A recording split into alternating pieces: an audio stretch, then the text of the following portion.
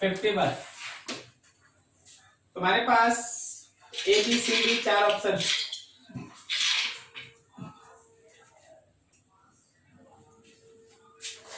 ए में देखो ध्यान से, बेंजीन के साथ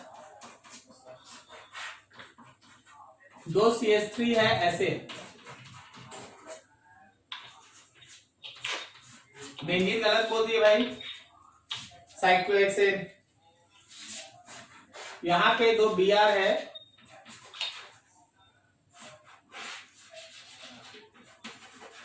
ऐसा। C है,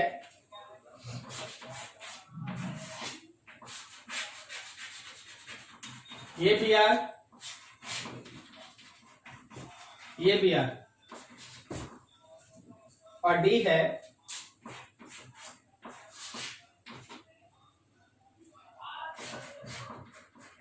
ये H है, यहाँ पे Br है,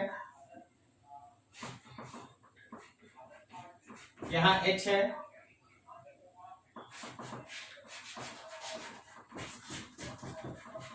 और ये CH3। चलो जी, सब कुछ सोच सोच के बताओ, पहला वाला मॉलिक्यूल में प्लेन ऑफ सिमेट्री मौजूद है या नहीं? प्लेन ऑफ सिमेट्री है। क्या आप समझ पा रहे हैं? अगर आप इस लाइन को एक प्लेन ऑफ सिमेट्री मान लेते हैं तो ऊपर और नीचे वाला एक दूसरे का मिरर इमेज है। सेकंड केस में प्लेन ऑफ सिमेट्री मौजूद है या नहीं? Yes sir. ये है। थर्ड वाले में क्या बोलते हैं, प्लेन ऑफ सिमेट्री मौजूद है या नहीं? प्लेन ऑफ सिमेट्री मौजूद नहीं है। प्लेन ऑफ सिमेट्री मौजूद नहीं है। और अगले वाले में क्या है, प्लेन ऑफ सिमेट्री मौजूद है या नहीं है? प्लेन ऑफ सिमेट्री मौजूद कैसे? ऐसे। तो यहाँ CH3 है, इधर Br है, यहाँ CH3 यहाँ Br है। पूछा है मार्क द अनआइडेंटिकल कंपाउंड्स। अनआइडेंटिकल कंपाउंड्स को मार्क करना है, ठीक है। तो ये भी हम लोगों का अनआइडेंटिकल कंपाउंड है, और ये भी हम लोगों का अनआइडेंटिकल कंपाउंड ही है। इसमें भी प्लेन ऑफ सिमेट्री या सेंटर ऑफ सिमेट्री मौजूद नहीं है।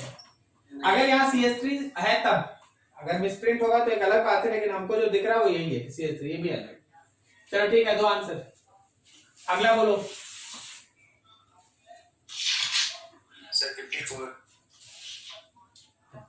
54 में लिखा है the compound which stereochemical formula is written below exhibit X geometrical isomer and Y optical isomer. The value of X and Y is. दो होगा। क्या आंसर?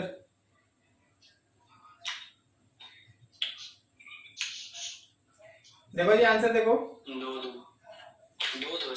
ठीक है, तो देखो जरा इसको समझना कि क्या तुमको डाउट हो गया। चलो एक एक करके बात करें।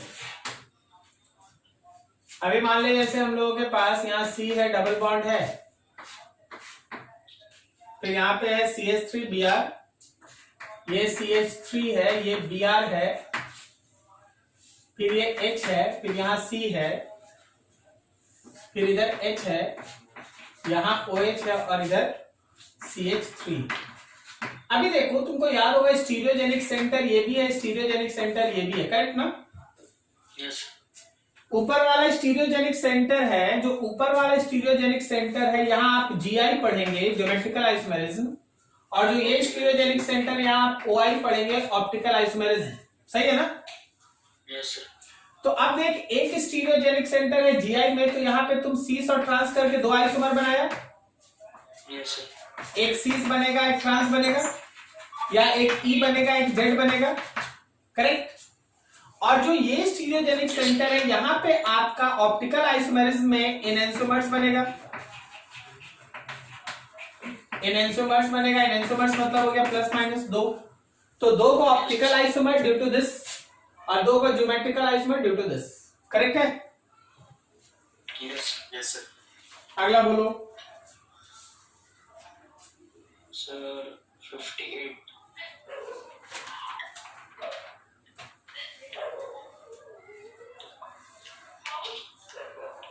एंगल स्ट्रेंथ बताना है 58 में। सर 58 अच्छा एंगल स्ट्रेंथ ठीक ना? Yes sir. साइक्लोप्रोपेन,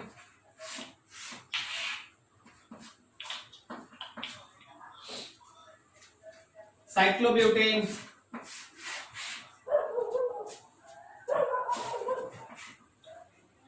साइक्लोपेंटेन,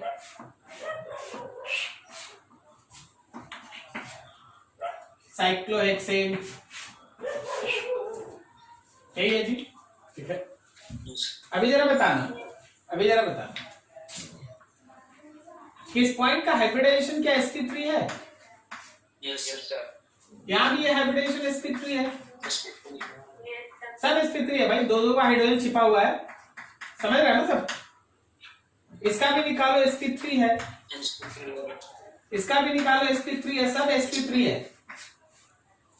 ठीक है, अगर ये सब sp3 है तो हर एंगल आइडियली होना चाहता 109 डिग्री 28 मिनट्स, लेकिन है 60, यस सर। लेकिन है 90, कितना है?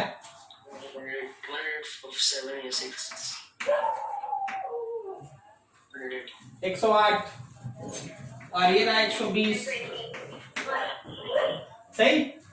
तो बता आइडियल वैल्यू 109 डिग्री 28 मिनट्स के क्लोज सबसे कौन है? ठीक है ना?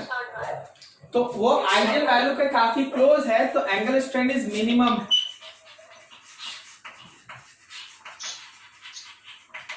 एंगल स्ट्रेंथ मिनिमम, समझ में आ रहा है क्या? Yes. Angle strength minimum. Next बोलो।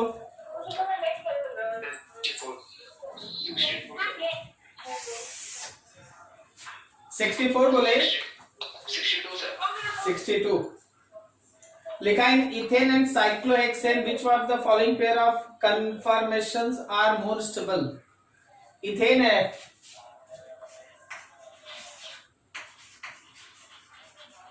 इथेन CH3 बॉन्ड CH3 मतलब C bond C, H H H H H H। ठीक है, क्या आपको याद है कि हम लोग इसका एक स्ट्रक्चर बनाए थे कि इसका एनर्जी बैरियर में, आप न्यूमैन प्रोजेक्शन से जाइए, थोड़ा न्यूमैन प्रोजेक्शन याद कीजिए। तो अगर सब बॉन्ड्स एक दूसरे के ऊपर आता है तो इसको कौन सा फॉर्म कहते हैं? Eclipse form. और अगर बॉन्ड्स जस्ट एक दूसरे के एकदम दूर दूर होता है तो इसको क्या कहते हैं? Staggered form. दोनों में से ज्यादा स्टेबल कौन होता है? इक्लिप्स की स्टैगर्ड? Most stable. ओके ना?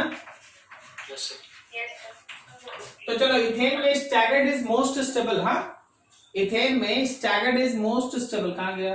हाँ, स्टैगर्ड। अब जरा गौर करना, आपके पास है साइक्लोहेक्सेन। साइक्लोहेक्सेन जनरली तो आप ऐसे बनाते हैं, लेकिन अगर आपको याद होगा तो हम आपको सिखाए हैं कि इसका एक होता है चेयर फॉर्म, फिर एक होता है half chair form,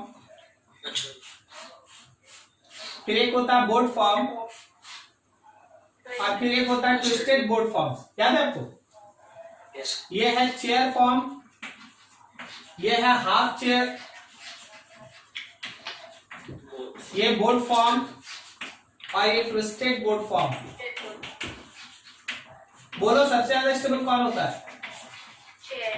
chair form, most stable. ये सबसे ज्यादा स्टेबल होता है। कोई बता सकता है सबसे कम स्टेबल कौन होता है? Half chair. Half chair is least stable. Half chair is least stable. पूरा इसका देखिएगा, कॉपी पे आप देखिएगा, आपको ग्राफ बना के दिखाया गया। ठीक है, ग्राफ ऐसे बढ़ा है, फिर नीचे आया, फिर बीच में ऐसे, फिर ऊपर से नीचे, ऐसा। तो ग्राफ आपके सामने इसका प्लॉट है। चेयर फॉर्म होता है मोस्ट स्टेबल। रुको, हम इसका तुमको दिखा देते हैं। इधर हो गया ना?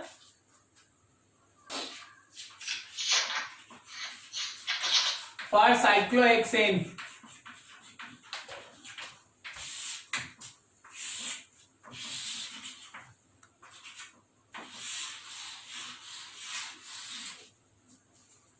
इधर एनर्जी है।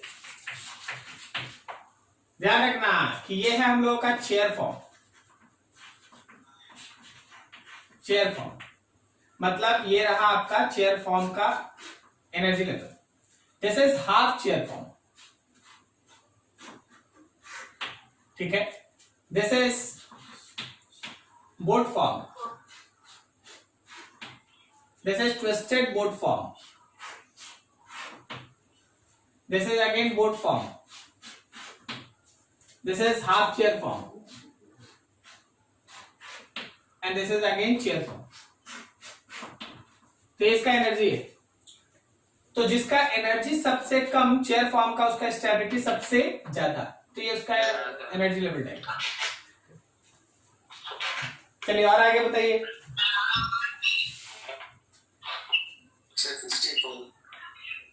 Most stable conformer of ethane chlorohydrin at room temperature is, समझना होगा।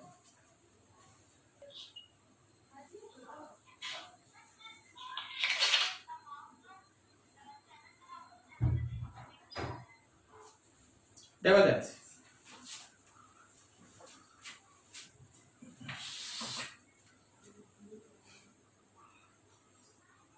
$64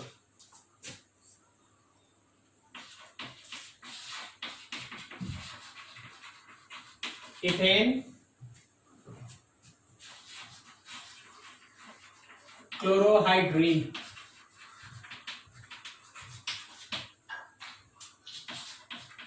CH2 बॉन्ड CH2 OH होगा, Cl होगा, इथेन क्लोरोहाइड्रीन यही है, ठीक है।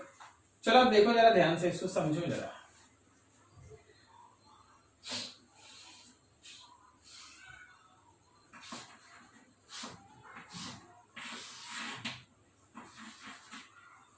मान लो ये कार्बन, तो इसमें एक हाइड्रोजन है, एक हाइड्रोजन है और एक Cl है। ये पीछे वाला कार्बन, तो उसमें 2 को हाइड्रोजन है और एक तो OH है, तो there is bonding between O and H, ठीक है। Cl का इलेक्ट्रोनेगेटिविटी ऑलमोस्ट नाइट्रोजन के बराबर है, तो आप उसमें भी इंट्रामॉलिक्यूलर H बॉन्ड काउंट कर सकते हैं। जरा गौर करना, अगला देखना, अगला देखना। अगर हम इसका परफेक्ट इक्लिप्स बना दें तो Cl और OH एक जगह आ जाएगा, फिर HH आ जाएगा, फिर HH आ जाएगा। लेकिन perfect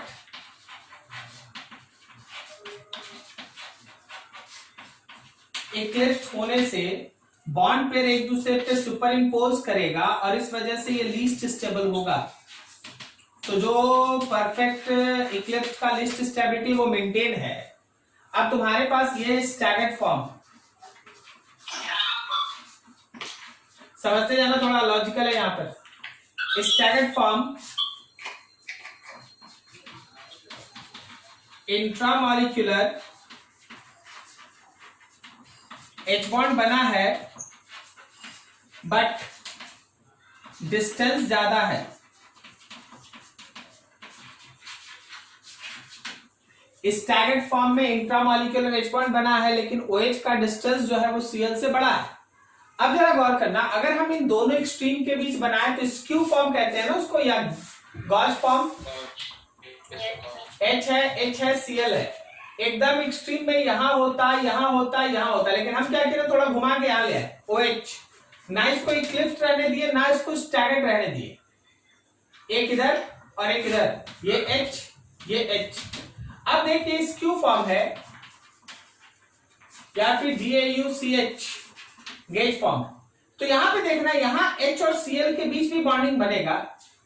and I hope so कि इक्लिप्स से और स्टैगर्ड, परफेक्ट इक्लिप्स और परफेक्ट स्टैगर्ड से ज्यादा स्टेबल होगा due to formation of that intramolecular H bond, ठीक है ना।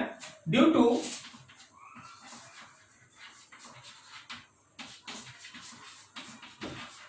Intramolecular H bond, intramolecular H bond होने से इट इज मोर स्टेबल, ये ज्यादा स्टेबल है।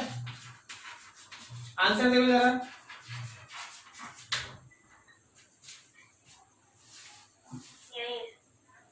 Gauss formula.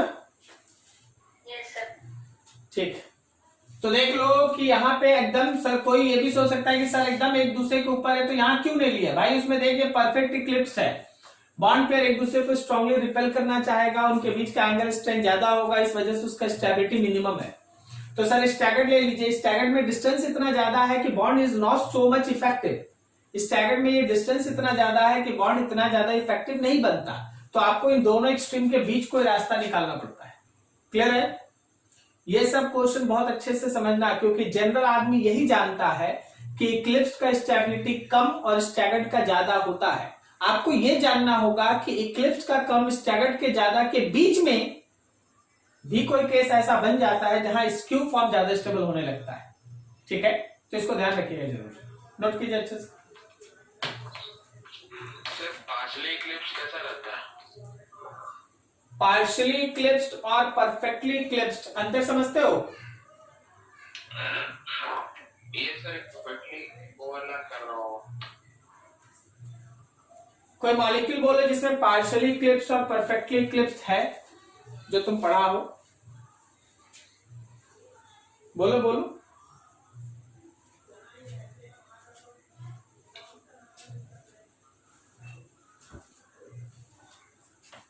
एन-ब्यूटेन। बिल्कुल सही। चलिए आप नोट कर लीजिए, हम दिखा देते हैं, उसको समझा देते हैं क्या हुआ। देखो जी,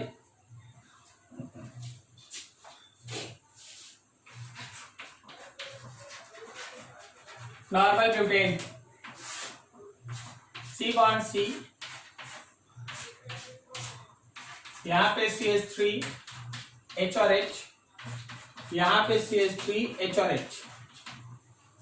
ये दोनों CH3 मॉलिक्यूल डिसाइड करेगा, ये दोनों CH3 मॉलिक्यूल डिसाइड करेगा कि परफेक्ट इक्लिप्स्ड, परफेक्ट स्टैगर्ड या पार्शियली इक्लिप्स्ड, पार्शियली स्टैगर्ड। क्या कहना चाह रहे हैं जरा गौर से देखो। मान लो जैसे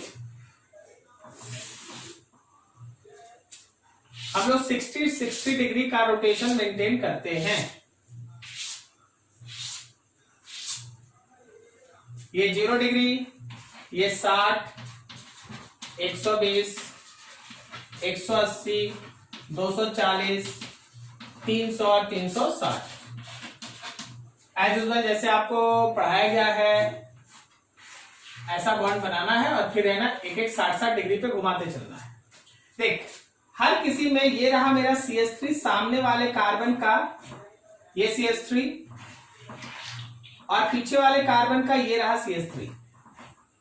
जब तुम सामने वाले कार्बन को वैसे ही छोड़ दो, सामने वाले कार्बन को वैसे ही छोड़ दो, पीछे वाले कार्बन को 60 डिग्री घुमा दो, तो क्या ऐसा बन जाएगा? Yes sir.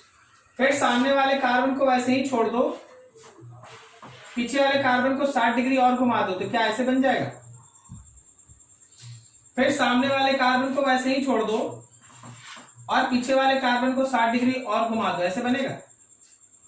फिर सामने वाले कार्बन को वैसे ही छोड़ दो और पीछे वाले कार्बन को 60 डिग्री घुमा दो, ऐसा बनेगा? नेक्स्ट सामने वाला कार्बन वैसे ही छोड़ दो और पीछे वाले को 60 डिग्री और घुमा दो, एंड फाइनली सामने वाला कार्बन वैसे ही, पीछे वाला 60 डिग्री और घूम गया। अब तुम गौर कर, ये वो जगह है जहां पे मिथाइल और मिथाइल एक दूसरे के ऊपर है, सही है? सो it is called perfect eclipsed. ये परफेक्ट इक्लिप्स्ड है। उसके बाद भी ये इक्लिप्स्ड है, उसके बाद भी ये इक्लिप्स्ड है, बट परफेक्ट नहीं है। ये भी इक्लिप्स्ड है लेकिन पार्शियल है, परफेक्ट नहीं है। ठीक है, उसी तरह ये भी परफेक्ट इक्लिप्स्ड। अब स्टैगर्ड में देखना, इसको देख, एकदम दोनों मिथाइल ग्रुप अपोजिट में, सो इट इज परफेक्ट स्टैगर्ड। ये भी स्टैगर्ड है, इवन ये भी स्टैगर्ड है। करेक्ट ना? समझ में आ रहा होगा? ठीक है, तो अब जब तुम इसका एनर्जी लेवल डायग्राम बनाता है ना, एनर्जी लेवल डायग्राम, तो एनर्जी है ना 4 अलग अलग लेवल में डिवाइड हो जाता है। एनर्जी 4 अलग अलग लेवल में डिवाइड होता है। तुम अपने से सोचो कि सबसे ज्यादा एनर्जी इसमें किसका होगा, सबसे ज्यादा एनर्जी किसका होगा? Perfectly. तो परफेक्ट इक्लिप्स का एनर्जी सबसे ज्यादा, और सबसे कम एनर्जी किसका होगा? Perfect staggered. ठीक है। फिर यहां अब देखो, जब तुम इसको 60 डिग्री घुमाया तो इसका एनर्जी घटा है, स्टैगर्ड हुआ है, लेकिन मिनिमम नहीं हुआ, यहां आके रुक गया। फिर तुम उसको 60 डिग्री पर घुमाया तो इक्लिप्स बना, एनर्जी बढ़ा, लेकिन मैक्सिमम नहीं हुआ, यहां आके रुक गया। ठीक है। सिमिलरली फिर यहां करेक्ट, इसके बाद सॉरी यहां, फिर उसके बाद यहां, तब मतलब देख कैसे चल रहा है, यहां से एनर्जी घटा है, फिर बढ़ा है, फिर घटा है, फिर बढ़ा है, फिर घटा है, एंड सो ऑन। ये इसका एनर्जी लेवल रहेगा। जितने बार इक्लिप्स बना है एनर्जी बढ़ा है, लेकिन सबसे ज्यादा एनर्जी परफेक्ट इक्लिप्स का है। जितने बार स्टैगर्ड बना है एनर्जी घटा है, लेकिन सबसे कम एनर्जी परफेक्ट स्टैगर्ड का है। क्या समझ में आ रहा है? ठीक है। तो ये कॉन्सेप्ट है परफेक्ट इक्लिप्स, परफेक्ट स्टैगर्ड और पार्शियल इक्लिप्स, पार्शियल स्टैगर्ड का। ठीक है, देख लो अच्छे से, नोट कर लो।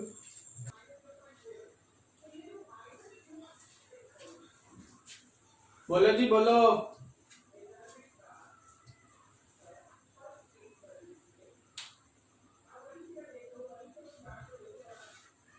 सब बना लिया तुम लोग?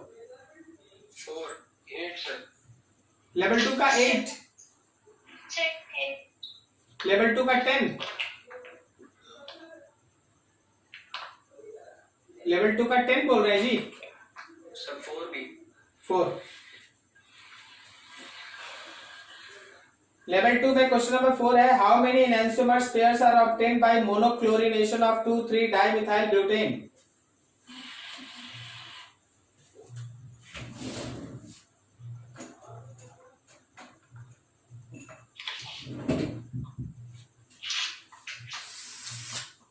देखो ध्यान से, 4 नाम है मॉलिक्यूल का 2,3 dimethyl butane, CH3 bond CH, bond CH, bond CH3, यहां पे मिथाइल ग्रुप और यहां पे methyl group. This is 2,3 dimethyl butane, 2,3 dimethyl butane. ठीक है। अभी बोला गया कि भाई देखो, इसका करना है monochlorination. the number of isomeric, sorry, the how many enantiomers pairs are obtained by monochlorination of 2,3 dimethyl butane। तो देख मेरे पास क्या है ना कि ये वाला कार्बन, ये वाला कार्बन, ये वाला कार्बन और ये वाला कार्बन, क्या ये सेम है सब? Yes. Yes sir. और ये दोनों अलग अलग है। Yes, sir. अगर हम इसका मोनोक्लोरिनेशन करते हैं, आपको याद होगा Cl2H न्यू, तो मेरे पास दो तरह का प्रोडक्ट मिल सकता है। एक होता है CH3 bond CH bond CH bond CH3, यहां भी CH3 और यहां भी CH3। मान लेते हैं ये हाइड्रोजन हट के एक जगह Cl लगा हुआ है, और दूसरा आपके सामने लिख रहे हैं CH3 bond CH bond CH3, bond CH के साथ एक CH3 और लगा है CH2Cl। ये बन सकता है क्या? सही है ना? अगर हम बोल दें कि इस मॉलिक्यूल के मोनोक्लोरिनेशन से, इस मॉलिक्यूल के मोनोक्लोरिनेशन से how many different kind of product are formed, so there are two different products are formed in general basis. अगर हम लोग आगे पढ़ाई स्टार्ट करें थोड़ा ऑप्टिकल आइसोमेरिज्म के बारे में, बताओ क्या इसमें कोई कायरल सेंटर है? इसमें कोई कायरल सेंटर है? नहीं सर। इस मॉलिक्यूल में कोई कायरल सेंटर नहीं है, तो ये एक प्रोडक्ट है, एक प्रोडक्ट है। अब बता, क्या इस मॉलिक्यूल में कोई कायरल सेंटर है? राइट वाले मॉलिक्यूल में कायरल सेंटर खोजो। Yes, sir. कहाँ है? ये लेकिन वाला CH. Yes sir. सही है। तो कायरल सेंटर होने से ये प्लस माइनस करके दोगे प्रोडक्ट, यस सर। तो एक और दो, 3 प्रोडक्ट्स आर फॉर्म्ड। आंसर देखो,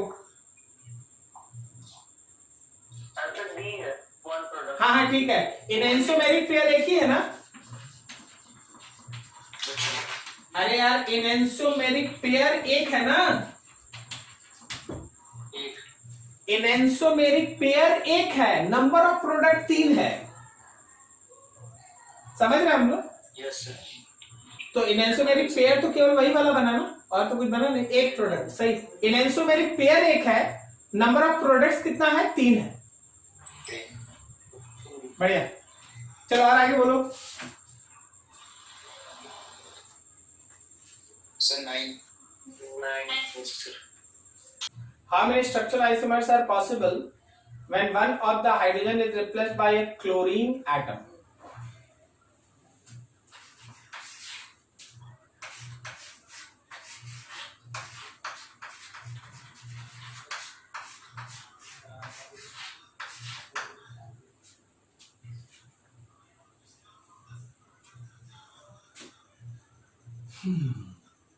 सबसे पहले इसमें नंबर ऑफ कार्बन, अलग अलग तरह का कार्बन चुनो। ए है, यस। क्या इसके पास हाइड्रोजन है?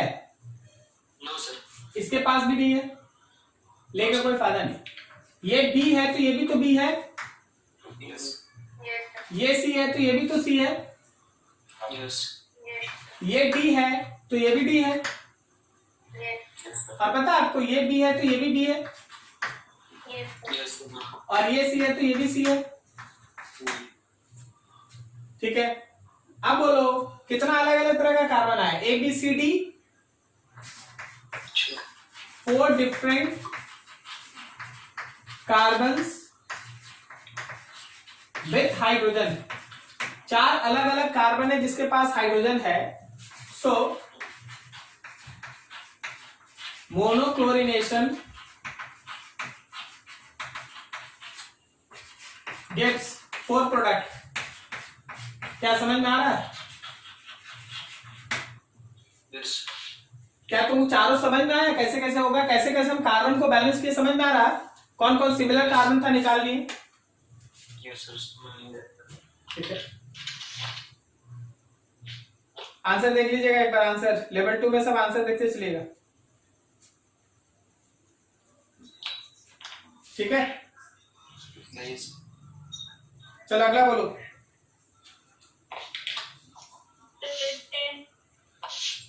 10 नंबर।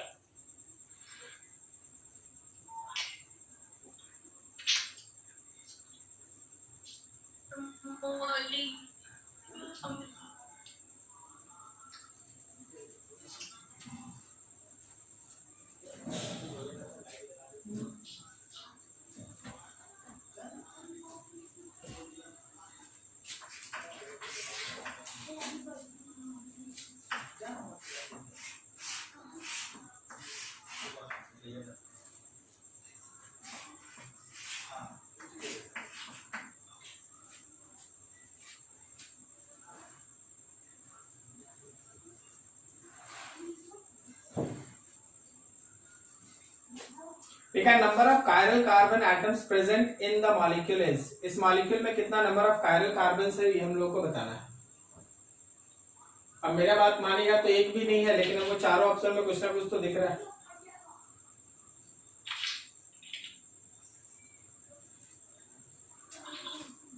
देखो कायरल कार्बन होने का चांस इसी का, ठीक है, लेकिन आप बात समझिए थोड़ा। उस कार्बन में, जिस कार्बन का हम लोग अभी बात कर रहे हैं, जिसके बेसिस पे शायद आंसर एक दिया हो, मे बी, क्योंकि मेरा तो 0 आ रहा है। देखिए चलिए, ये साइड अलग है क्योंकि यहाँ एक ही कार्बन मिला, सही ना? लेकिन इधर से जाओ तो भी तुमको 2 कार्बन और फिर ये ब्रिज, और इधर से जाओ तो भी तुमको 2 कार्बन और ब्रिज मिलेगा। तो ये चारों ग्रुप हम अलग नहीं मान सकते ना इसका। क्या आपको समझ में आ रहा है? यस। या तो उस क्वेश्चन में कुछ मिसप्रिंट है। मिसप्रिंट कहने का मतलब है कि हो सकता है इधर कहीं CH3 हो, या इधर कोई ग्रुप हो, अलग हो, तब आप इधर से एक अलग तरीके का अरेंजमेंट है, बात समझ रहे आप, और इधर से एक अलग तरह का अरेंजमेंट है। नहीं तो जैसे मॉलिक्यूल दिया है उस हिसाब से इधर वाला अरेंजमेंट और उधर वाला अरेंजमेंट तो सेम है।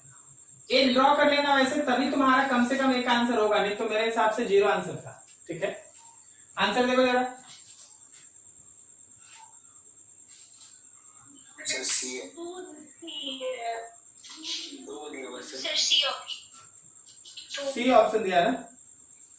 हाँ 2 भी हो जाएगा, 2 भी हो जाएगा। एक अगर इधर कीजिएगा 2 भी हो जाएगा, क्योंकि यहाँ भी आप आइए, यहाँ एक हाइड्रोजन है, फिर इधर वाला देखिए अलग अरेंजमेंट, इधर अलग अरेंजमेंट, इधर अलग अरेंजमेंट। चलो ठीक है 2 भी हो जाएगी, लेकिन यहाँ कुछ अलग होना चाहिए। अगर वो नहीं होगा तो नहीं हो पाएगा। क्या आप समझ रहे हैं ना क्या बोल रहे हैं हम? यस सर अलग होगा तो 2 हो जाएगा, ऊपर नीचे 2 हो जाएगा, लेकिन अगर वो सेम रहेगा तो नहीं हो पाएगा। ठीक है चलो ठीक है, अगला बढ़ो, नेक्स्ट। 11 को Which of the following are diastereoisomers? कौन इसमें डायस्टीरियोआइसोमर है जो दोनों एक दूसरे का मिरर इमेज ना हो, जो दोनों एक दूसरे का मिरर इमेज ना हो और नॉन सुपर इम्पोजेबल भी हो। यस ठीक है, तो देखो 1 ऑप्शन चेक करो, 1 और 3 को देखो, बनाने का कोई जरूरत नहीं है, लग रहा है आप समझ जाएंगे उसको। देखिए ना 1 और 3 को देखिए, क्या वो दोनों एक दूसरे का मिरर इमेज है? नो सर है ना? अगर ऊपर नीचे मिरर लगा दे तो सर ऊपर नीचे नहीं सर ऊपर तो मिथाइल है, उसमें सीओ है ना थर्ड में। हाँ तो वही तो हम बोल रहे हैं, अगर ऊपर नीचे का मिरर इमेज लगा दे तो है मेरा इमेज दिखा रहे हैं, देखो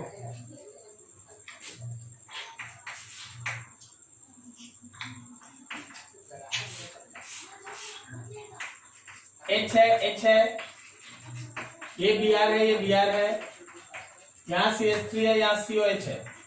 याद रखना मिरर खाली ऐसे ही लगेगा ये जरूरी नहीं है। मान ले ये मिरर 1 मान ले, तो जरूरत पड़ेगा तो मिरर 2 भी लगा सकते हैं। समझा? यस तो देख 1 है,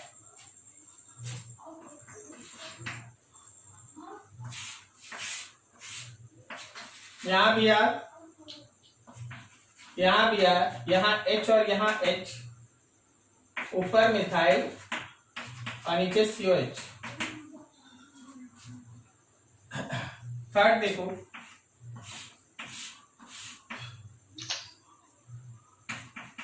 HH, Br, यहाँ COH और यहाँ CH3, और फोर्थ हम लोगों के पास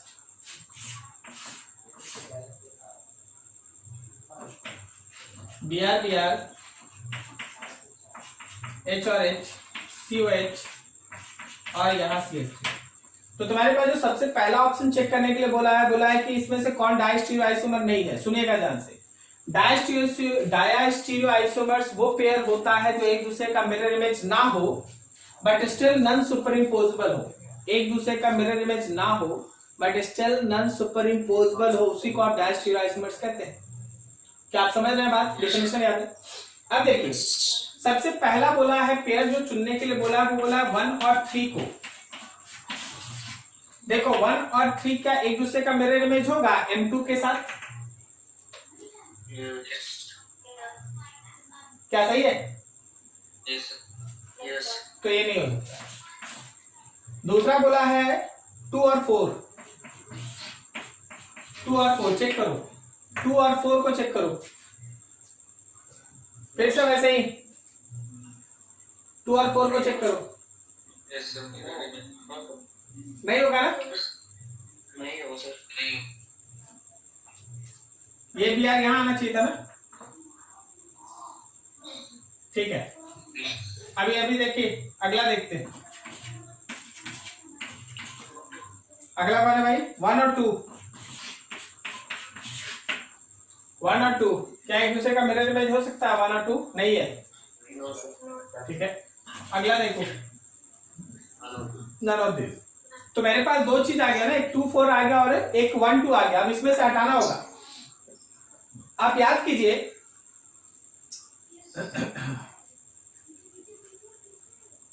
2 और 4 में कुछ चांसेस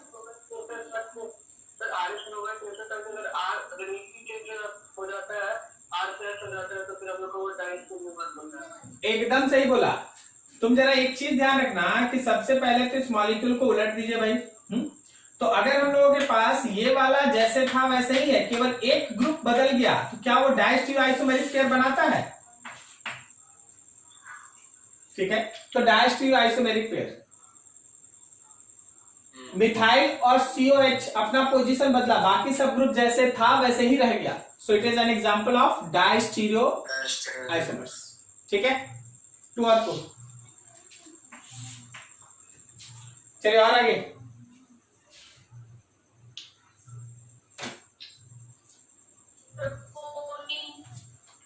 कौन सा 14?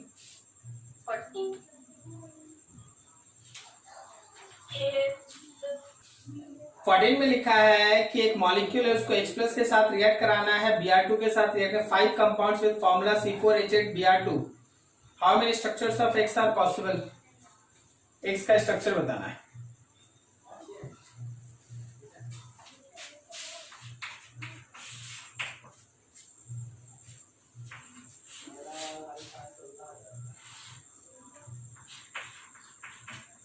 यहां मिथाइल ग्रुप है, यहां पे मिथाइल ग्रुप है, अगर नहीं लिखते तो भी होता। अब देखो इसको H+ के साथ रिएक्ट कराएंगे, बता कौन सा रिएक्शन? ये कौन सा रिएक्शन है? Actually it is dehydration. ये डिहाइड्रेशन है। OH को H+ मिला, ये बन गया OH2+।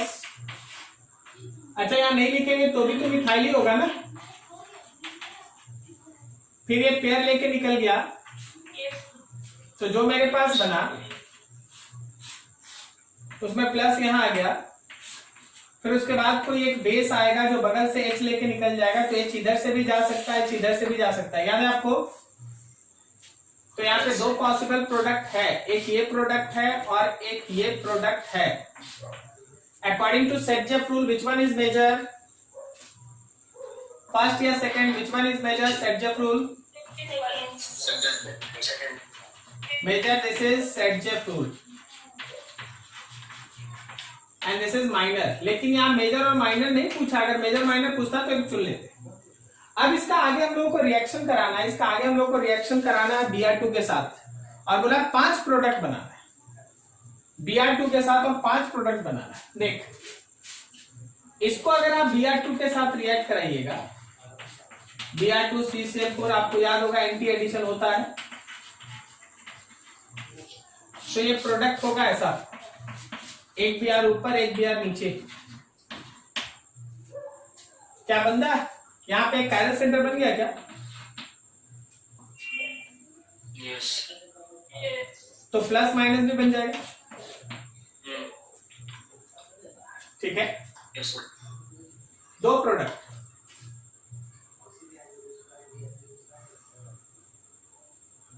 लेकिन अगर हम लोग इसको Br2 से रिएक्ट कराएं,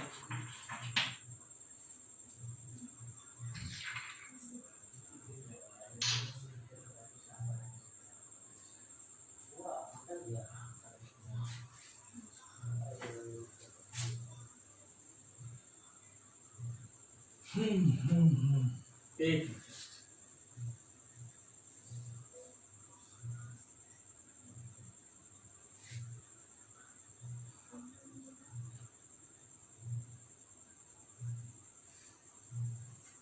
क्या ये GI शो कर सकता है जी? क्या इस केस में GI पॉसिबल है? नहीं, लेकिन इस केस में तो GI हो सकता है ना? नहीं समझा? Yes sir. मतलब इसमें सीस और ट्रांस दोनों हो सकता है। अब थोड़ा यहाँ जगह कम पड़ गया मेरे लिए, थोड़ा उधर आइए। एक बार आप उसका सीस लीजिए और उसको Br2 के साथ रिएक्ट कराइए, एंटी एडिशन। बताइए सीस पे अगर एंटी एडिशन करेंगे तो क्या बनता है? क्या रेसमिक मिक्सचर? कल ही पढ़े थे ना लास्ट डे। सीस पे अगर हम लोग जाते हैं तो रेसमिक मिक्सचर, और अगर हम ट्रांस पे करते हैं Br2 का एडिशन तो क्या ये मेसो बनेगा? अच्छा मेसो सही है ना? तो racemic mixture plus minus mixture, यहां ऐसा, ये ऐसा, तो x का पॉसिबल स्ट्रक्चर कितना हो सकता है? x का पॉसिबल स्ट्रक्चर 3 हो सकता है। देख, 2 प्रोडक्ट यहां बना इससे, समझ में आ रहा है? बोलो बोलो। हाँ सर। Yes sir. अगर ये x है तो यहां 2 बना, और अगर ये x है तो यहां 3 बना, 3 टोटल 5 हो गया। 1 इसका मतलब ये है कि ये मिल के x है, यही है ना x, यही आपका x है। बोलो तो इस बॉक्स में कितना मॉलिक्यूल है? 3 है, C ट्रांस और ये 1, 3 molecule. So x should be 3। Answer देखिए जरा, आंसर देखिए, answer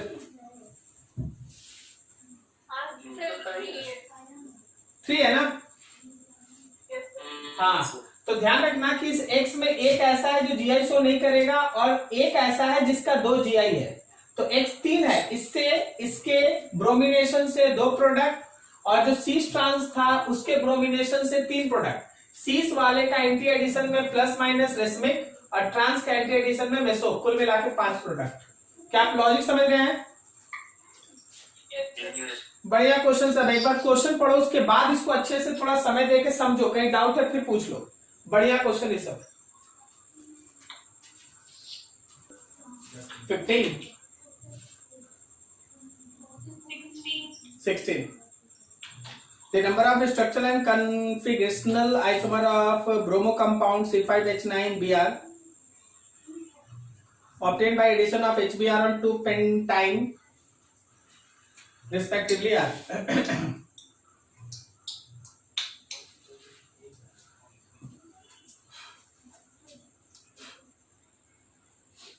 the number of structural and configurational isomers of bromo compound C5H9Br obtained by addition of HBr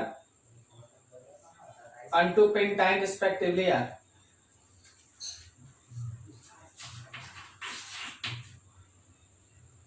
2-pentine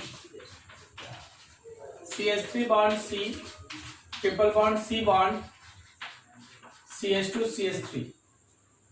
This is pent-2-ine या 2-pentine। जब आप इसका HBr के साथ रिएक्शन करते हैं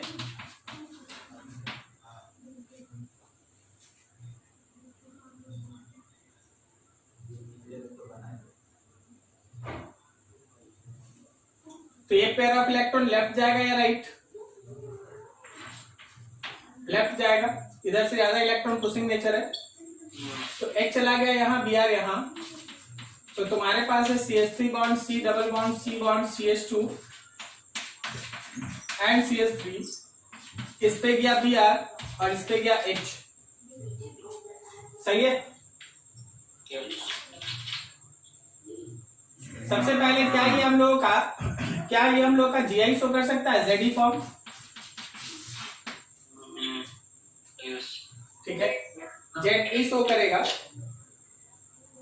अब इसका स्ट्रक्चरल आइसोमर सोचो, तो ज्योमेट्रिकल तो हो गया हम लोगों का, कॉन्फ़िगरेशनल में ज्योमेट्रिकल आ जाएगा, और तो कुछ हो सकता है क्या?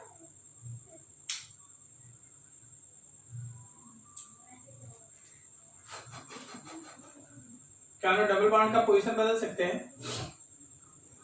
डबल बॉन्ड का पोजीशन हम लोग बदल सकते हैं। आइसोमर बनाना है तो बदल ही सकते हैं। चलिए, यहाँ तो 2 हो गया ना, और देखते हैं। अच्छा, अगर हम लोग इसमें CH2 double bond CH bond CH bond CH2 bond CH3 ले लें और यहाँ पे Br डाल दें, तो ये डबल बॉन्ड का पोजीशन बदल गया, एक और हो गया। डबल बॉन्ड का पोजीशन वही तो सोच रहे हैं ना, वही सोच रहे हैं कि यहाँ क्वेश्चन देने का मतलब क्या है। C5H9Br obtained by the addition of this the number of structural configurational isomers of a bromo compound नहीं बदल सकते जी, नहीं बदल सकते।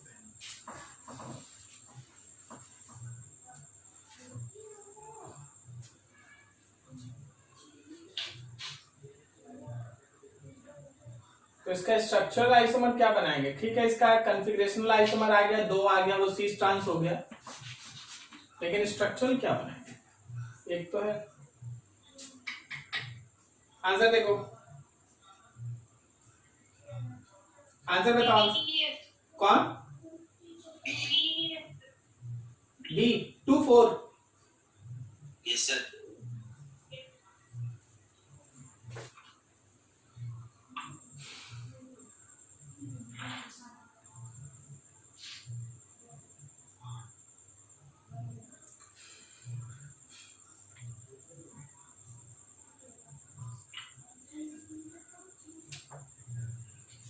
देखिए जी क्वेश्चन में लिख, बोलो बोलो।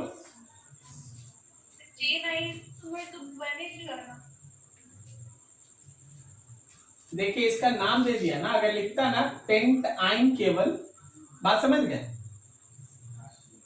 सुनिएगा ध्यान से, अगर लिखता पेंट आइन केबल तो हम ट्रिपल बॉन्ड एक बार यहां लेते फिर बनाते, फिर एक बार ट्रिपल बॉन्ड यहां लेते फिर बनाते, बात समझ रहे? लेकिन क्वेश्चन क्या क्या लिख दिया? पेंट टू आइन, तो हमको तो केवल यही लेना है, और बोला उसी पे HBr का रिएक्शन, उसी पे HBr का रिएक्शन, तो उसी पे HBr का रिएक्शन, तो हमको तो केवल यही मिलेगा ना। अगर क्वेश्चन में 2 पेंटाइन लिखने की जगह लिखता कि पेंटाइन है, ट्रिपल बॉन्ड अपने से लीजिए जहां लेना है, और फिर बताइए उस पे HBr का रिएक्शन होगा, नंबर ऑफ प्रोडक्ट बताओ, तो हम फ्री रहते हैं कि हम एक बार ट्रिपल बॉन्ड यहां लेते बनाते, फिर यहां लेते बनाते, फिर हम इसको चेंज करके बनाते। बात समझ रहे हैं क्या बोल रहे हैं? Yes sir. लेकिन अभी क्वेश्चन में मेंशन है कि 2 पेंटाइन ही लेना है, तो 2 पेंटाइन लेना है तो यही बनेगा, एक ही बनेगा।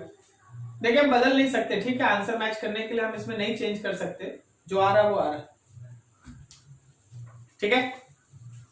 आपके लिए भी यही सजेशन होगा कि आंसर मैच करने में ज्यादा तोड़ मरोड़ नहीं कीजिए, नहीं तो इतना दिन का सीखा हुआ चीज खराब होने लगता है। और अगला बोलो सर 21। देखा, which will give chiral molecule, इसमें से कौन कायरल मॉलिक्यूल देगा वो तुमको बताना है, ठीक है। रिएक्शन है भाई साहब,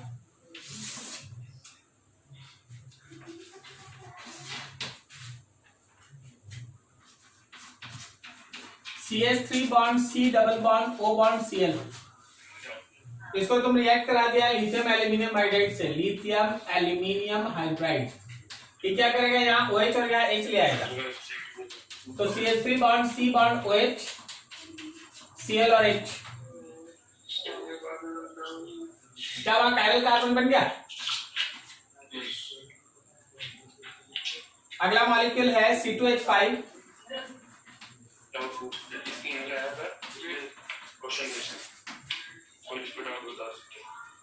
फिर CH3 MgBr, ठीक है, आगे है H+ है और वाटर है। ध्यान से देखो, ये पेयर ऑफ इलेक्ट्रॉन ऊपर गया तो एक मिथाइल ग्रुप जाके इसके साथ अटैक हुआ, फिर यहाँ Mg जाएगा, फिर H आएगा, तो मेरे पास होगा C2H5 बॉन्ड C, O के साथ H आ जाएगा, फिर ये CH3 नीचे आएगा और एक H होगा, this is chiral carbon also. यहाँ पे क्या है ना कि ये Cl हट के फिर से एक हाइड्रोजन आ जाएगा, ये Cl हट जाएगा, उसकी जगह पे फिर से एक हाइड्रोजन आ जाएगा, करेक्ट, तो कायरल कार्बन नहीं होगा। C देखो, C में हम लोगों के पास है CH2 bond CH3, sorry CH2 bond CH3, और ये जो तुमको दिख रहा है CH एक्चुअली, इसके साथ 2 CH3 है, बोला इसको आप कॉपर के साथ रिएक्ट करा दीजिए, हीट कर देंगे, आइसोमर्स होगा, D देख लो, C double bond C, H, CH3 CH3 CH3 Cl2, जब आप इस पे Cl2 लेते हैं obviously that chlorine will add to this site, C bond C bond C,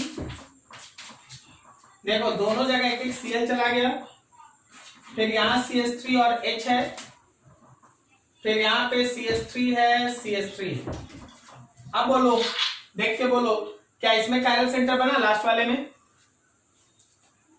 yes sir, last वाले में भी तो कायरल सेंटर बना ना इस साइड पे, हाँ सर, ठीक है। यहाँ पे बस आइसोमर्स बन जाएगा, आइसोमर, इसका स्ट्रक्चरल आइसोमर, कायरल सेंटर नहीं होगा। तो मोस्ट प्रोबेबली आपका एक से शायद ज्यादा आंसर हो। क्वेश्चन में ये था कि which will give chiral molecules, तो आपका कायरल मॉलिक्यूल आपका बी में भी आ रहा है और डी में भी आ रहा है, बी और डी दोनों में आ रहा है। आंसर देखो जरा एक बार। सर बी दिया हुआ, बी है सर, डी नहीं दिया हुआ है, नहीं सर, तो यहाँ H नहीं होना चाहिए, यहाँ CH3 होगा तभी ये नहीं होगा। बात समझा हम क्या बोल रहे हैं? यस, तब ये नहीं होगा, अदरवाइज ये होगा ही। तो ये भी हुआ। चलो आइए सर 23, 24 सर, 23।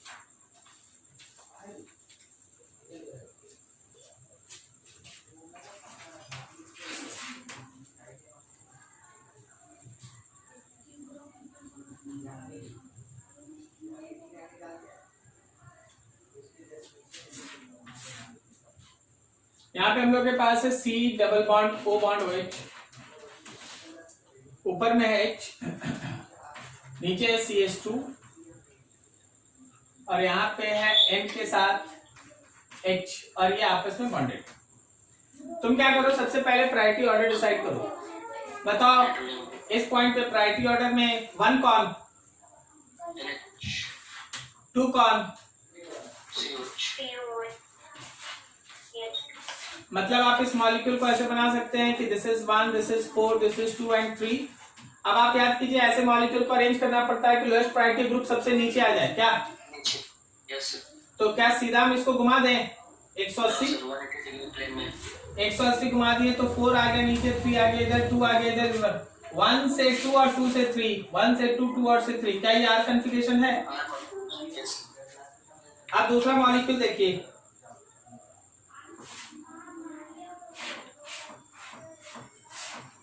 यही है ना जी।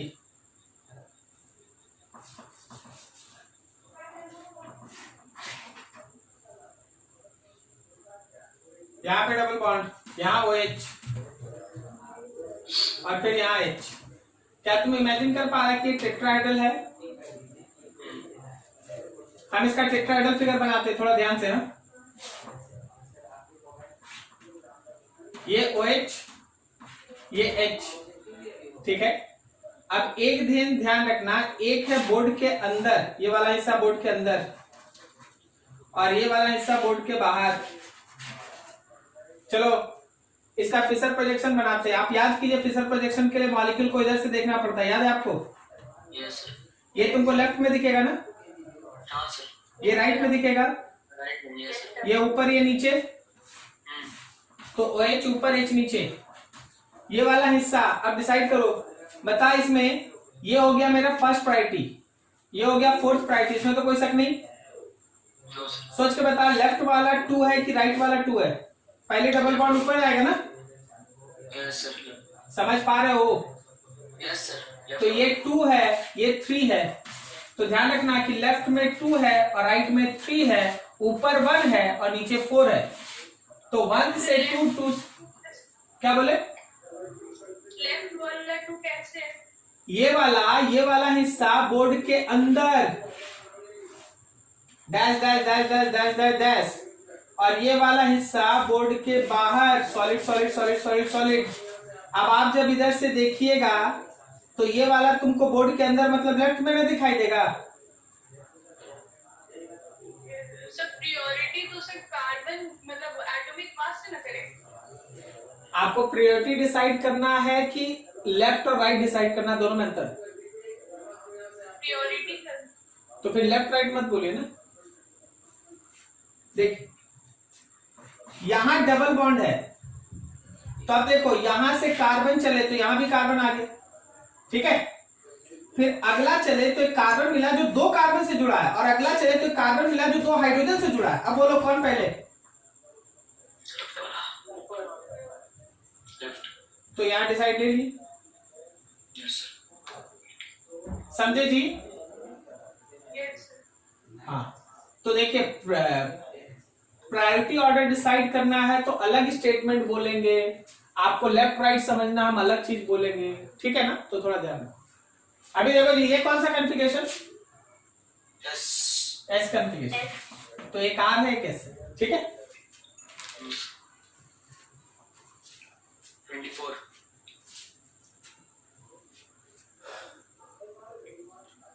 लिखा है the specific rotation of a pure enantiomer is 16 degree.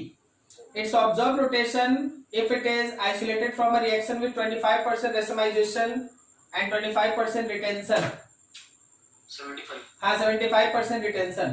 तो देखा अगर 75% रिटेंशन है तो 16 का 75% रिटेंशन का मतलब हो गया 12 डिग्री, यस सर। ठीक है? तो होगा अगर प्लस 16 का रिटेंशन है 75% तो प्लस 12 होगा, और क्या? क्या आंसर? बी।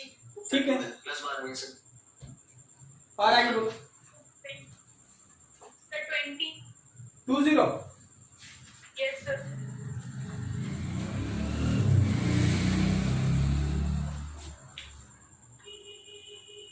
लिखा which of the following statement is wrong about the more stability of chair form than boat form? लिखा in chair form all the CH bond in adjacent carbons are in the skew position. In boat conformation there are 4 skew interaction and 2 eclipsed interactions. In boat conformer there is steric repulsion between 2 flat positions. In boat conformer there are 2 skew interaction and 3 eclipsed interaction.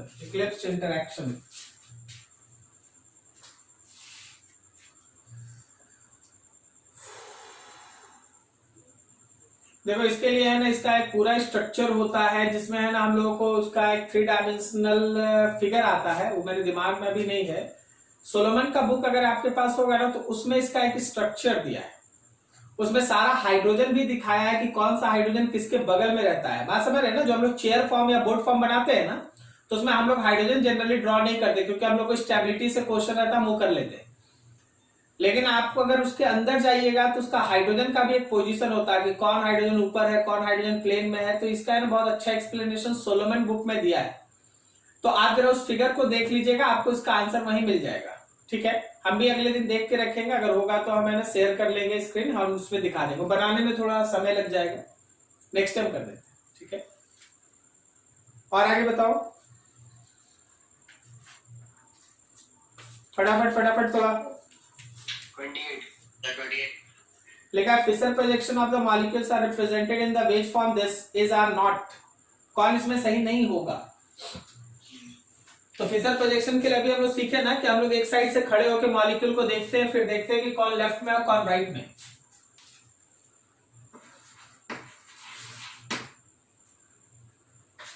सी है ऊपर, ए है नीचे, B है,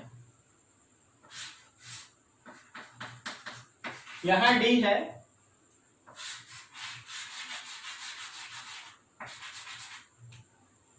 और यहां x है। आपको इस मॉलिक्यूल को इधर से देखना होगा, ऑब्जर्व फ्रॉम दिस साइड, याद है? जब आप इधर से देखिएगा तो आपको बताइए बोर्ड के अंदर डी है तो वो आपको लेफ्ट में दिखाई देगा या राइट में? लेफ्ट में, तो डी इधर है। राइट में कौन दिखाई देगा? ऊपर कौन? नीचे बी। तो ये इसका फिशर प्रोजेक्शन है, फिशर प्रोजेक्शन फॉर्मूला है। अब आप किसी एक को पकड़ के बाकी सबके पोजीशन को बदल सकते हैं। आप अगर चाहेंगे तो इस पूरे मॉलिक्यूल को 180 घुमा सकते हैं प्लेन में, तो वो सब सेम रहेगा। तो बोला है कि इसमें कौन ये नहीं है, ठीक है? चलो जरा देखना, क्या कुछ भी करके आप ए ला सकते हैं, पहला ऑप्शन ला सकते हैं। देखिए पहला ऑप्शन में क्या है? पहला ऑप्शन में ऐसे बना हुआ है, एक्स है, ए है, डी है, बी है। बोलो क्या करेंगे उसमें कि आ जाएगा?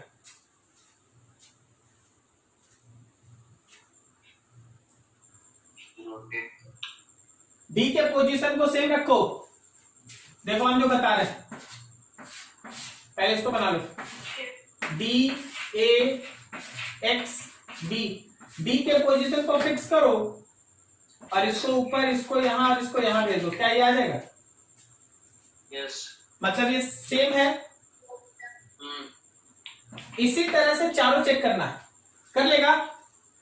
यस। जो नहीं आएगा सोच लेना कि वो करेक्ट इनकरेक्ट बना हुआ है, ठीक है? जो नहीं आएगा वो इनकरेक्ट। चलो और कुछ किसी का लास्ट? सी वाला में, सी वाला नहीं आ रहा है मतलब सर, मतलब से बना दीजिए।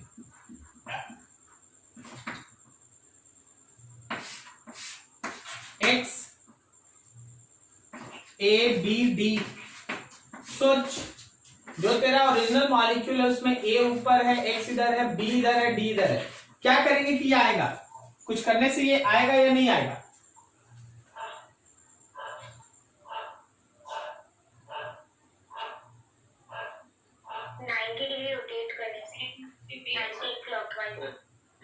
बन जाएगा। हाँ, तब तो इरेंसोमर बन गया, वेरी गुड।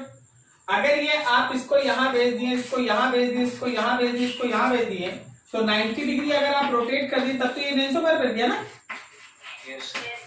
तो ये इरेंसोमर है, सेम नहीं है, ये इसका इरेंसोमर,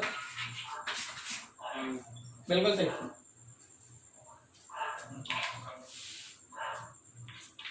चलिए और कुछ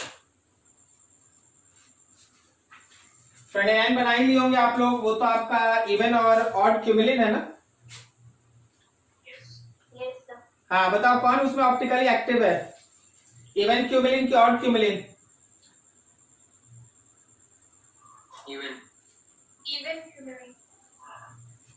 even cumulenes are optically active, ठीक है? Even cumulenes are optically active, तो बी वाला हो गया। चलो सही। 31 The conversion of an optically active compound into its enantiomer is called Walden inversion।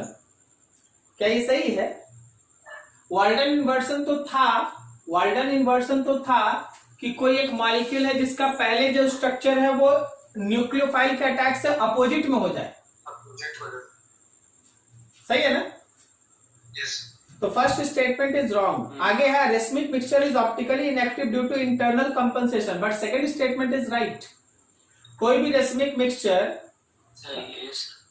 Internal compensation नहीं होगा, इंटरनल नहीं होगा वहां पे। देखो मेसो कंपाउंड में इंटरनल कंपनसेशन से वो ऑप्टिकली इनएक्टिव होता है, लेकिन रेसमिक मिक्सचर में एक्सटर्नल कंपनसेशन होता है। दो अलग अलग मॉलिक्यूल्स होता है जो प्लेन पोलराइज्ड लाइट को अपोजिट में घुमाता है।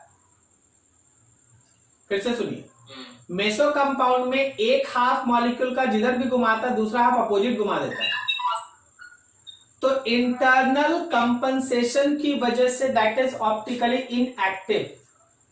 बट जब आप रेसमिक मिक्सचर लेते हैं तो दो अलग मॉलिक्यूल होता है, आधा आधा नहीं, दो अलग मॉलिक्यूल होता है, ये मॉलिक्यूल जिधर भी घुमाता है दूसरा उसके अपोजिट में घुमाता है, तो वहां एक्सटर्नल कंपनसेशन होता है। रेसमिक मिक्सचर में एक्सटर्नल कंपनसेशन की वजह से optically it is inactive, but meso compound में इंटरनल कंपनसेशन, इंटरनल एक ही मॉलिक्यूल का एक हाफ और दूसरा हाफ बैलेंस कर लेता है, that's why it is optically inactive. तो यहां पे लिखा है रेसमिक मिक्सचर में इंटरनल लिखा है, so second statement is also incorrect, ठीक है? तो दो both statements are false. First वाले को करेक्ट बोला। नहीं, वो वाल्डन इन्वर्सन कहलाता है। Walden inversion is just inversion in configuration, it is not said to be optically active, ठीक है ना? वो ऑप्टिकली एक्टिव का बात नहीं है, वो इन्वर्सन इन कन्फिगरेशन है, वो ऑप्टिकली एक्टिव नहीं, ठीक है? दोनों स्टेटमेंट फॉल्स, ठीक है? कुछ और है क्या इसमें?